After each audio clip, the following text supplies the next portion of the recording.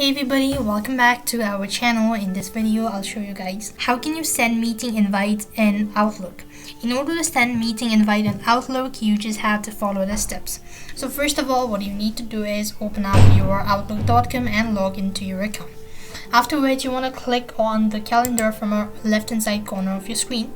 Then you want to go ahead and select the date, or you just go ahead and select it so.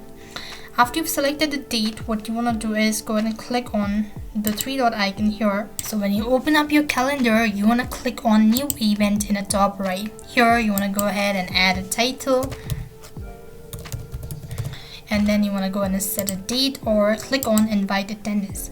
Here you want to go ahead and type in to search for the name, and you just go ahead and type in their name, whatever is the name. And once you've actually done it or added them, what next you want to do is you want to go ahead and add a description as well.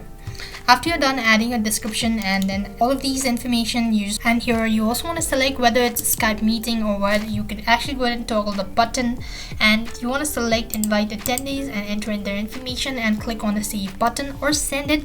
And this is how you could actually go ahead and send invite link on your Outlook.